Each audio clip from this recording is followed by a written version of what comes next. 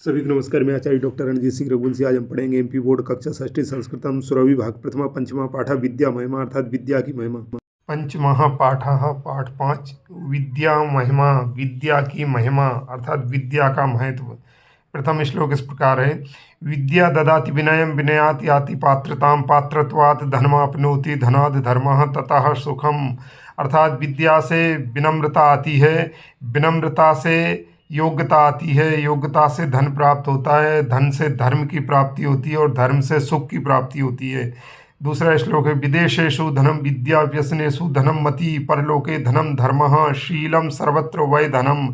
विदेश में विद्या धन होती है और बुरी आदतों में हमारी बुद्धि हमारा धन होती है, और परलोक में जाने अर्थात मृत्यु के बाद हमारा धर्म जो है वो हमारा धन होता है। शीलम सर्वत्र वै धनम, और हमारा जो शील है अर्थात हमारी अच्छाइयाँ हैं, हमारे गुण हैं, वो सभी जगह हमारा धन होते हैं। तीसरा श्लोक है। सुंदरोपि सुशीलोपि कुलीनोपि महाधना शोभितेन विद्या बिना विद्या सर्वस्व भूषणम। अर्थात कोई व्यक्ति सुंदर होकर भी, सुशील अर्थात अच्छे गुणों वाला होकर भी, कुलीन यानी कि ऊंचे कुल में जन्म लेकर भी, महाधना अर्थात बहुत धनवान होकर भी यदि पढ़ा लिखा नहीं है तो वो विद्याहीन है, तो वो व्यक्ति शोभा नहीं पाता है। क्योंकि विद्या सर्वस्व भूषणम, क्योंकि विद्या ही सभी का आभूषण है। अगला चौथा श्लोक है। विद्या रूपम कुरूपाणाम निर्धनानाम धनम तथा निर्बलानाम बलम विद्या साधनीय प्रयत्नतः। अर्थात कुरूप जो व्यक्ति सुंदर नहीं है, कुरूप है, उनका धन, उनका रूप विद्या है, और जो व्यक्ति निर्धन है उनका धन विद्या है, और जो व्यक्ति निर्बल हैं, शक्तिहीन हैं, उनका बल विद्या है। इसलिए विद्या प्राप्त करने का प्रयत्न करना चाहिए।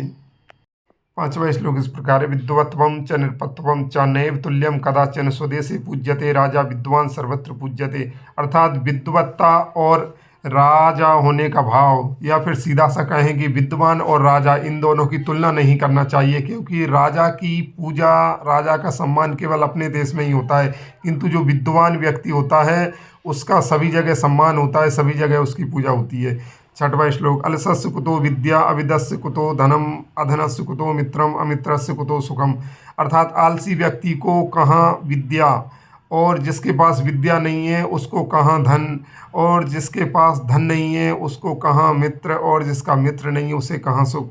अभिप्राय यह है कि जो आलसी व्यक्ति होता है उसको विद्या प्राप्त नहीं होती है, और जिसको विद्या प्राप्त नहीं होती उसको धन प्राप्त नहीं होता, जिसको धन प्राप्त नहीं होता उसका कोई मित्र नहीं होता, और जिसका मित्र नहीं होता उसको सुख नहीं मिलता। सातवां श्लोक है। पुस्तकस्था तुया विद्या परहस्तगतम धनम कार्य काले समुत्पन्ने ना स विद्या ना तद धनम।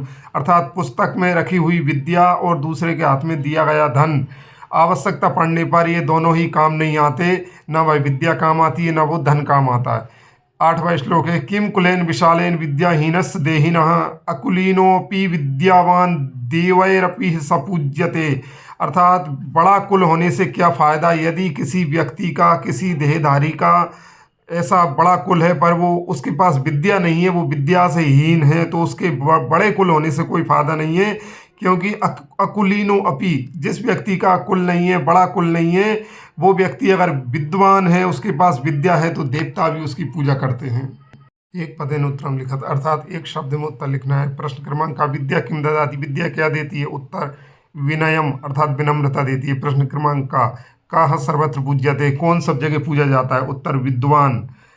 प्रश्न क्रमांक गा। देव ही कहा पूज्यते, देवता किसकी पूजा करते हैं? विद्यावान अर्थात जिसके पास विद्या है उसकी। अगला प्रश्न। विदेशेषु एक वाक्येन उत्तरम लिखत, एक वाक्य में उत्तर लिखना है। प्रश्न क्रमांक का। कस्मात् पात्रताम याति, किससे पात्रता आती है? उत्तर होगा विनयात् पात्रताम याति, विनय से पात्रता आती है, विनम्रता से पात्रता आती है। प्रश्न क्रमांक खा। परलोके धनम किम, परलोक में धन क्या है? उत्तर होगा परलोके धनम धर्मः, परलोक में धन धर्म है। प्रश्न क्रमांक का। स्वदेशे कह पूज्यते, कि खुद के देश में किसकी पूजा होती है? उत्तर स्वदेशे राजा पूज्यते, अपने स्वयं के या खुद के देश में राजा की पूजा होती है।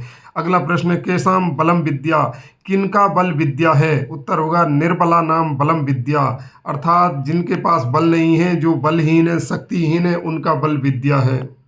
ये जोड़ी बनाना है। पहले में तीसरा आएगा, दूसरे में पांचवा, तीसरे में पहला, चौथे में दूसरा और पांचवे में चौथा। इस प्रकार से जोड़ी बन जाएंगी। आप इन वाक्यों को पढ़ेंगे, आपको समझ में आ जाएगा ये सरल वाक्य हैं। इसमें रिक्त स्थान की पूर्ति करना है। पात्रत्वात् धनम आपनोति धनात् धर्मः पुस्तकस्तु या विद्या स्वदेशे राजा पूज्यते विद्वान सर्वत्र पूज्यते विद्या सर्वस्व भूषणम। इनके विलोम लिखना है। सुखम दुखम विदेशेषु स्वदेशेषु इहलोके परलोके महाधन निर्धन सुंदर कुरूप निर्बला सबला विद्वान मूर्ख मित्रम शत्रु कुलीना अकुलीना सुशीला दुशीला। अब ये कह रहे हैं उदाहरण के अनुसार श्लोक की पूर्ति करो। जो काले अक्षरों में लिखा हुआ है ये दोनों श्लोक कुरूपा नाम वाला और विदेशेषु ये दोनों श्लोक हमने पढ़े हैं, पाठ में दिए हैं। आप पाठ में देखकर इन श्लोकों को यहाँ पर पूरा कर देंगे, क्रम से लिख देंगे तो श्लोक की पूर्ति हो जाएगी। इतने में हमारा उत्तर बन जाएगा। इति पंचमः पाठः समाप्तः। सर्वेभ्यो नमो नमः।